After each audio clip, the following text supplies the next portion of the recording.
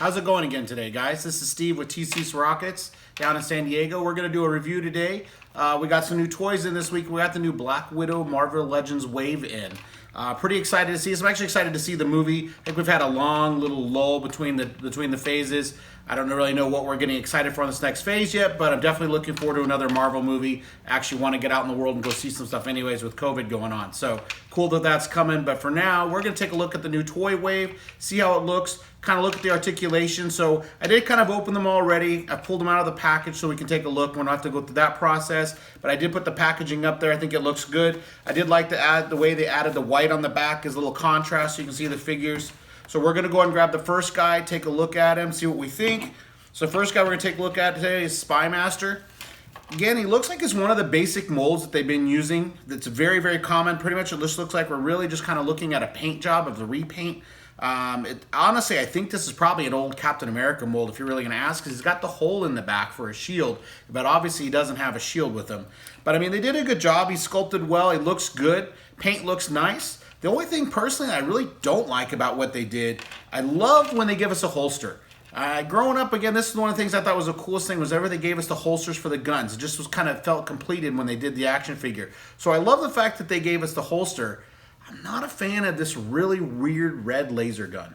Just kind of bizarre to think that this is what we're going to give our guys on there. But, you know, it is kind of cool. He's got the holster for it. And like I said, pretty generic, but he is kind of cool. Like the paint job. Definitely like the color scheme pops a little bit. But we'll take him as he is and we'll move on. We'll grab another guy. Next down the line, we're going to grab Winter Soldier. This guy, pretty awesome. I love the fact that we went back to the classic comic book look to Bucky. It's definitely a good look for him. I'm hoping we have an Easter egg in the movie that he actually is going to show up looking like this, and we're not just getting this figure in the toy line. I'm not going to object that it's in the toy line. It's definitely cool, but I kind of hope that Easter egg, that this is kind of a lean, and we're going to get to see him in the movie the way he is. Again, I thought they did a really nice job. He's got all the extra gear kind of on him. You've got just so he looks actually tactical. He's actually got all the stuff on him where he looks good. He's got set up the way he's supposed to be. But again, the only complaint I have about this one at all, gave us a great machine gun, everything on there. We got a pistol right here for him. But again, now they gave us the holster on the side with the gun already in there. So I mean, it really sounds petty to say that, but it's like, why would you give me this gun and put one in the holster or not have it vice versa and just let me have an actual holster? But again, I thought they did a great job. I love the fact we got a classic Bucky. Don't get me wrong, I do like the movie version as well. I thought that was a great version, but I'm glad we finally got the actual comic book version to have out there as well. So we're going to move on. We'll put him away. Let's move next down the line. We're going to grab Red Guardian.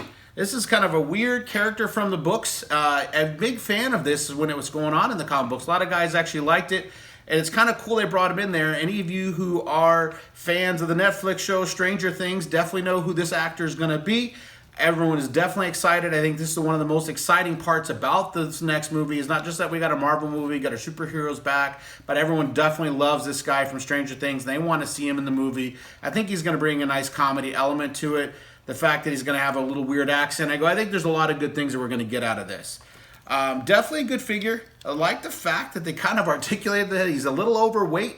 They didn't make him just the average, like, again, when we had Spy Master here, we got the best, this guy's the most physically fit you're going to get. That's what we got there. Here's a realistic guy, yeah? The same way. We're not in perfect shape. I think that's awesome that we got a guy like that. I definitely love the shield. They've done the classic of what they've been doing with a lot of the shields too. So you definitely can clip it on their arm the way you'd want to, but it definitely has a swivel still where you've got the peg. You can put that on his back. This is kind of what I was talking about Spy Master, where I think it's a mold from before, but we can actually click it on and he can carry it on his back like he's supposed to as well to look a little more like Cap. But I definitely like this figure line. I'm definitely looking forward to seeing him in the movie. But I do think they did a really good job overall. The sculpt looks good. A lot of detail in there. Definitely think they did a solid job on this guy. So we're going to put him down. Let's take another look down the line. Who do we got now? We've got one of the Bulova. Hey, let me say that again for you guys. So we're going to move down the line. We've got Bulova. This is one of the other characters from the movie. Again, solid job. It's definitely a newer mold. There's probably a couple parts that they've reused from before. This is kind of the thing I thought was interesting. I'm going to show you when we get to the Black Widow figure.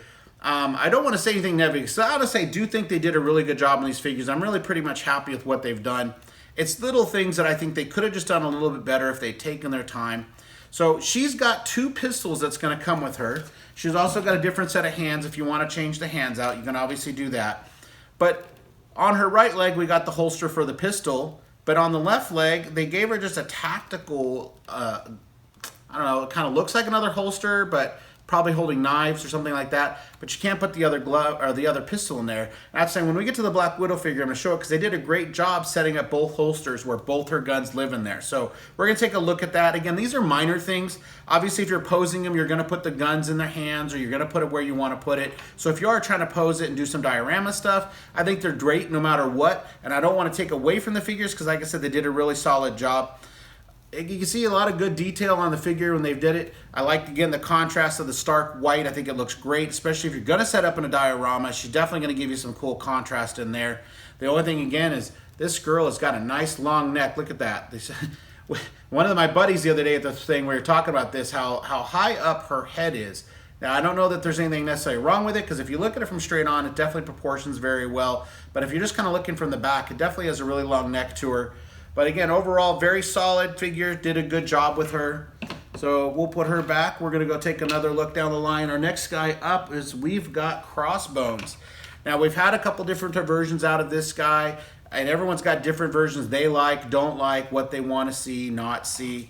But I think this kind of gives us that just classic comic book look again, and I think that's what everyone's kind of hoping for that they got. So again, we've got a nice solid figure, very average as far as how they've sculpted it. He's definitely got the comic book shape to him, definitely muscular, everything is set where it is. Now they gave him multiple sets of guns. So he's got 2 double barrel shotguns on his hands here that you can put into there. But they also gave him holsters. Again, love the holsters, love the belts. But they gave him 2 more pistols for each of those that can sit on his side. And then you can set that up. Now they also gave us 2 holes in the back. I don't know what that's supposed to be for. So again, I don't know if they've reused this mold off of another body and then they just didn't fill this in the factory to hide that, or if there's an expectation that something's supposed to go there. But honestly, everything you get in the package with him doesn't plug into that for any reason. So again, those are just kind of there to be there.